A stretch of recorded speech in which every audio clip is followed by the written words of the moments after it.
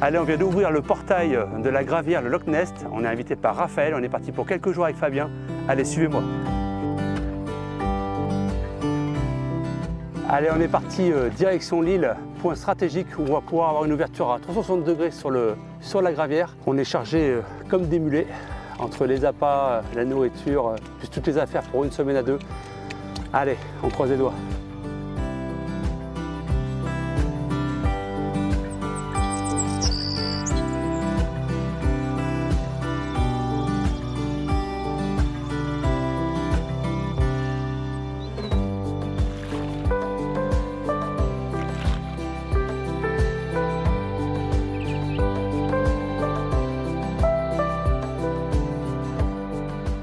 Allez, c'est bon, tout est installé. J'ai mis ma tente, j'ai mis 3 cannes dans la baie derrière et puis une à gauche. Donc je suis content parce que j'ai vu un poisson bouger sur la pointe derrière là. Quand je suis arrivé, il y a eu un gros nuage qui s'est relevé et je me suis dit putain, ça doit être une carpe qui a dû partir. Donc après avoir sondé, j'ai mis toutes mes cannes sur le dur. Après on part sur une partie un peu plus molle de la gravière. Sur les autres, j'ai rien vu d'extraordinaire. Je pêche la pointe qui est derrière moi. Ça me paraît un endroit intéressant, ça se resserre au niveau de la gravière. Et j'ai mis aussi une canne près des arbres, un endroit qui est un peu dégagé pour éviter de perdre les poissons. Donc je croise les doigts pour cette nuit. On sait très bien qu'ici il y a des très beaux poissons qui nagent, alors j'espère que ça va le faire.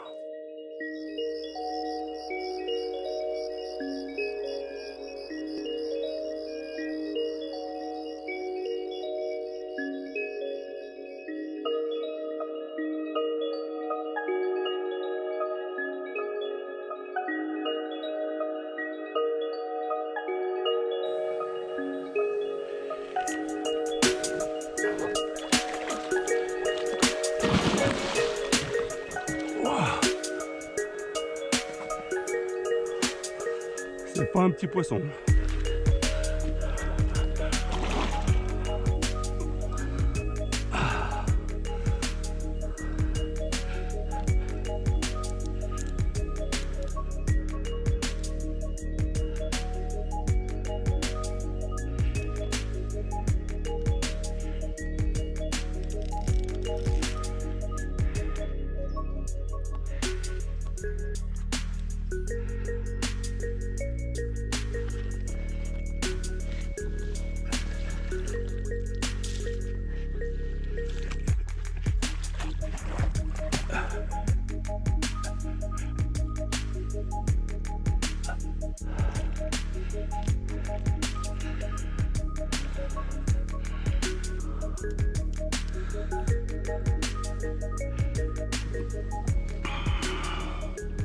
Comment commencer la session de la plus belle des manières? On vient de prendre un poisson juste énorme, premier poisson.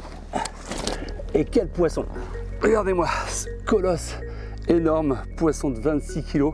On est arrivé hier soir avec Fabien sur une gravière où il y a un potentiel juste énorme, une dinguerie.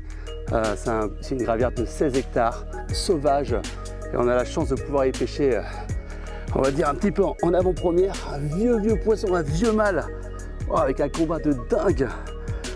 Oh, super, là on a une semaine devant nous. On espère faire tomber de très jolis poissons. En tout cas, wow, c'est juste énorme. Wow, on va la remettre à l'eau.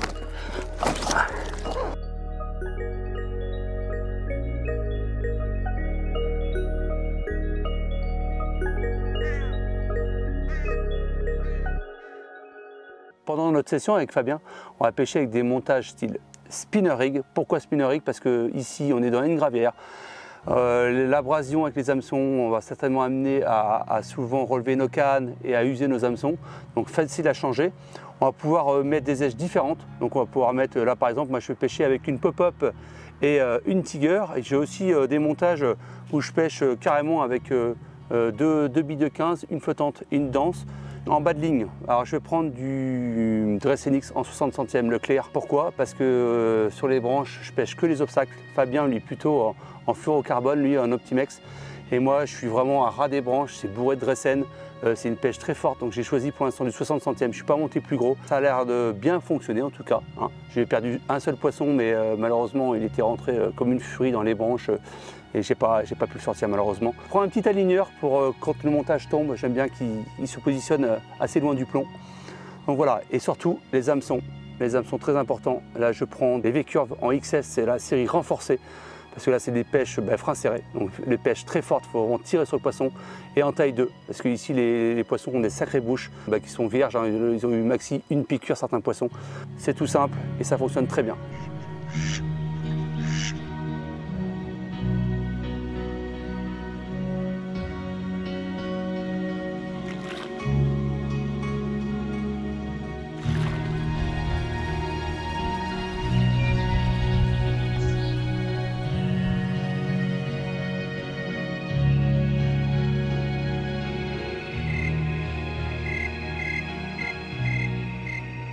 Là c'est de la folie.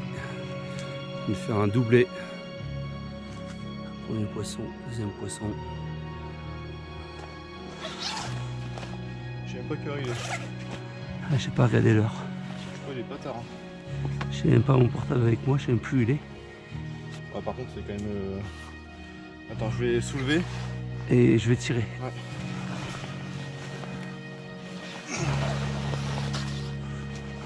Ouais, c'est un poisson qui a déjà été fait ça. Ça me fait penser aux photos qu'on regardait tout à l'heure ouais. Dans l'eau. Ah, la taille de la caudale. Ouais. C'est tellement énorme que... Elle loge tout juste dans les sacs de pesée tellement qu'elles sont grandes.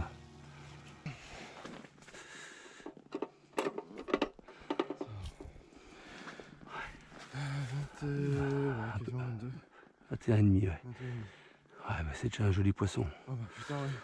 Un très joli poisson. On va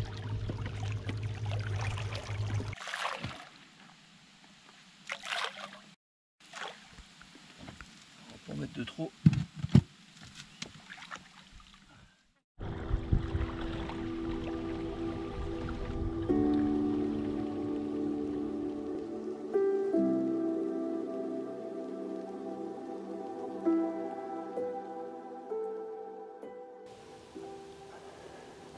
Voilà, deuxième miroir sur cette deuxième nuit, vers 1 h du matin.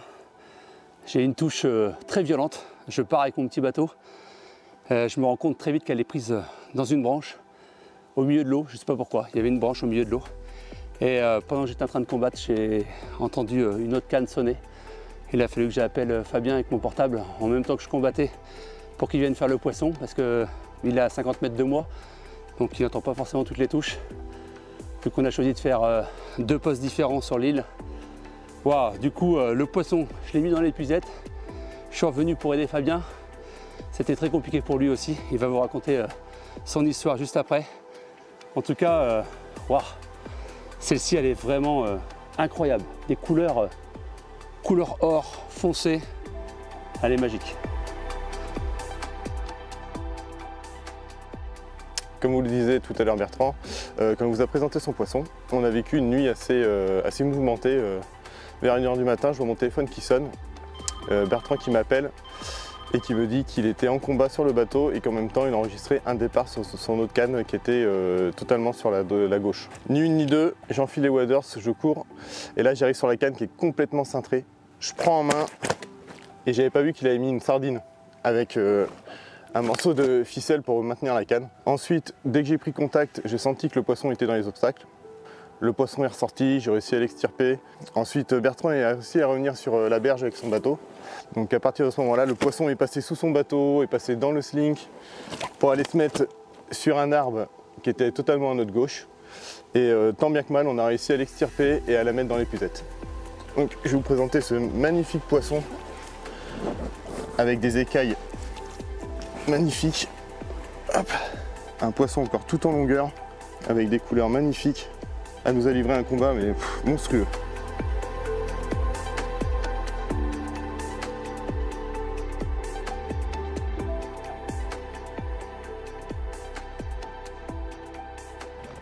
Là, on est parti chercher de nouveaux postes. Jusqu'à maintenant, on pêchait toujours que les bordures. On a mis toutes nos cannes en bordure et on aimerait faire de nouveaux poissons en fait en pleine eau. Donc là, on a notre allié, en fait, on a le drone qui va un petit peu nous situer. On va regarder un peu l'écran du drone et on va se diriger vers les tâches les plus claires et on va sonder après avec une canne pour pouvoir voir si on est sur du dur ou du mou. Faut savoir que ce plan d'eau est quand même assez rempli d'herbes, d'espèces de fines herbes. Et moi, j'aime pas pêcher dans cette herbe-là, c'est une herbe particulière. Donc je vais essayer de gratter, trouver du dur et je vais poser mes repères. Je vais poser plusieurs repères. Et quand j'aurai trouvé ma zone, je vais vraiment après resserrer vraiment la tâche où je veux pêcher et je vais amorcer. Et ce soir, je poserai au moins une canne sur cette fameuse tâche. Tout à l'heure, quand on a repéré un petit peu au drone, vite fait, on a vu qu'il y avait une zone de clair, donc on s'y dirige et voilà, on est parti. On va les gratter et puis on verra tout ça sur place. Donc là, on est remonté, on n'a plus que 1,50 m, il y a en moyenne 4 mètres d'eau. Et là, il y a 1,50 m, par contre, c'est rempli d'herbe.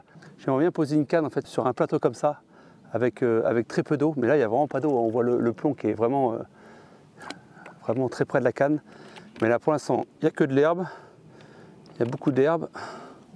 Là, je sens bien que je crochte. C'est très important de prendre une canne par exemple en 10 pieds. Là j'ai pris les X5 en 10 pieds, avec de la tresse, un gros plomb. Et là, ça nous permet vraiment de ressentir toutes les particularités du fond. Là, on sent vraiment qu'il y a de l'herbe. Un passage où c'était propre. Et là, on retourne dans les herbiers. Mais là, on va peut-être aller gratter dans cette zone-là. Ah, il y a du dur là. Donc là, je viens de trouver une zone, la seule zone qu'on peut voir là. Il y a des herbiers partout. Et là, il y a une zone de dur. Et après, c'est que de l'herbe autour. Et un peu plus loin, c'est plutôt de la, je sais pas, on dirait de l'argile. C'est assez mou, mais pas trop mou. Mais c'est vraiment la seule tache de gravier que j'ai trouvée au milieu des herbiers. Il y a vraiment un gros massif d'herbiers ici. Des herbiers qui remontent sur plus d'1 mètre, comme on peut le voir à l'écran. Et du coup, je vais poser une canne là ce soir.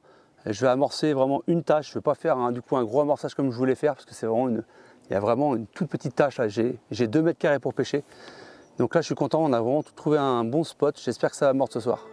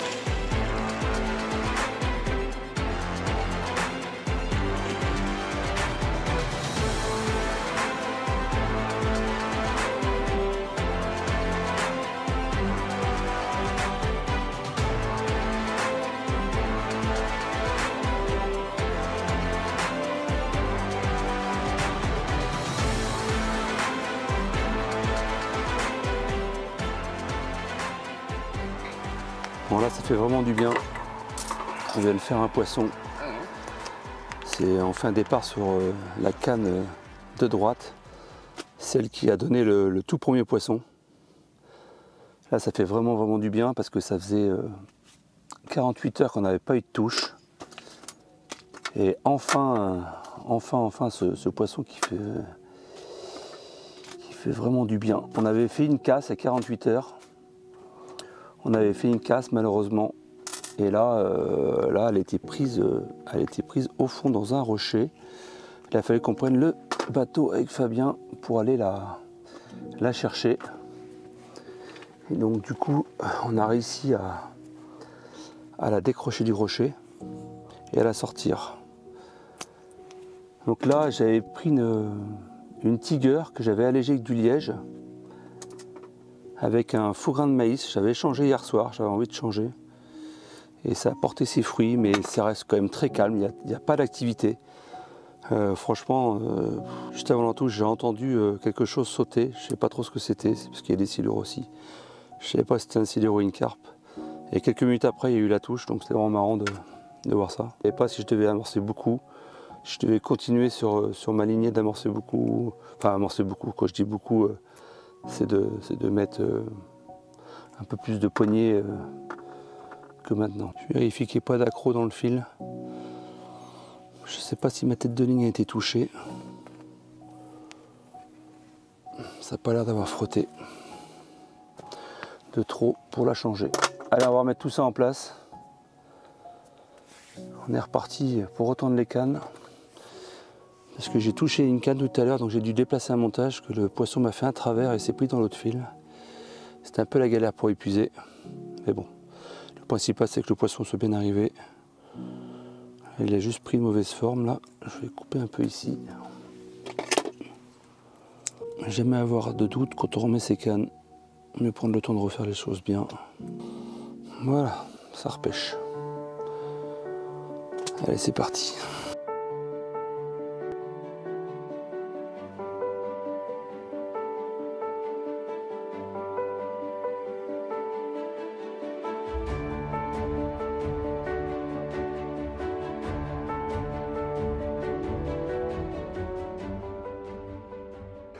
Voilà le fameux poisson tant attendu depuis quelques jours. Ah, celle-ci, elle donne du baume au cœur, elle fait du bien. Ah, cette magnifique miroir, un lingot d'or avec ses petites écailles parsemées sur son corps. Waouh! Les poissons sont vraiment de qualité ici, c'est incroyable. Magnifique poisson, vraiment magnifique poisson avec des combats toujours aussi puissants dans ces gravières sauvages. Trop content, vraiment trop content d'avoir fait un poisson aussi beau.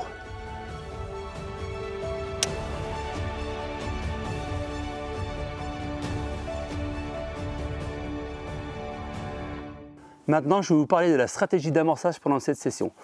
Donc, comme je vous l'ai dit, on est sur une gravière très peu pêchée. Donc, je vais utiliser, on va dire, des graines, beaucoup de graines. Là, je vais utiliser de la graine toastée. Pourquoi de la graine toastée sur cette session? Parce que c'est facile à mettre en œuvre. On emmène le produit sec, c'est pas très lourd. On fait tremper quelques heures et c'est vite mis en place. Je vais prendre du maïs doux, hein, très connu pour un peu booster la zone autour de l'appât. Beaucoup de tigers, parce que comme ça, les tigers, souvent de fois, ça reste sur le coup. Quelquefois, les nuisibles, ils se nourrissent un peu des billes ou des pelets ou 2-3 graines, mais les tigers, quand même, en règle générale, ça reste sur l'amorçage. Je vais tout mélanger et je vais mettre du liquide attractant de la gamme Sweet Tiger Corn. Donc tout ça, ça va faire un bon nappage, ça va bien diffuser dans l'eau. Et on va utiliser en amorçage aussi des billes de 15. Alors on est aussi des 20, on a emmené des 20 parce qu'on s'est dit, si on est embêté par certains nuisibles, parce qu'on ne connaît pas du tout les lieux. Donc pour l'instant, on est sur la 15, ça marche très bien. On continue d'amorcer avec ça, quelques poignées, par-ci, par-là. Donc voilà notre amorçage. Après, pour écher, je vais écher avec les pop-up de 15, de Sweet Tiger Corn, avec une tiger ou quelquefois une tiger avec une petite mousse. Après, on s'adapte suivant la pêche.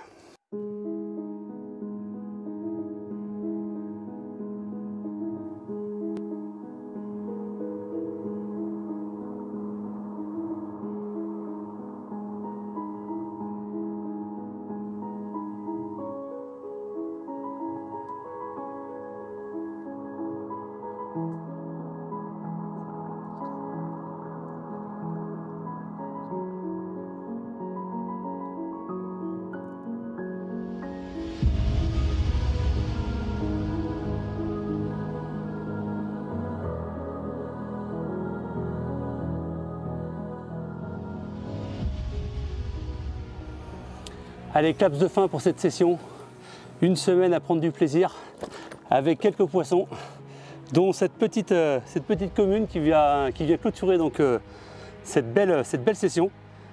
On pensait qu'il n'y en avait pas de petites, mais finalement il y en a. Génial. Donc là, je dis un grand merci à Raphaël Frison qui nous a invités sur cette gravière qui est juste magnifique. Avec un cheptel énorme, on n'a pas pris les grosses communes, hein. Il y a des communes jusqu'à 30. Et là, franchement, on finit super bien notre session. Donc je vous dis à très bientôt, n'hésitez pas à nous suivre sur les réseaux sociaux Carp Spirit France. Et là, on est parti, on replie tout et on rentre chez nous. Allez ma belle, grandis, et à une prochaine.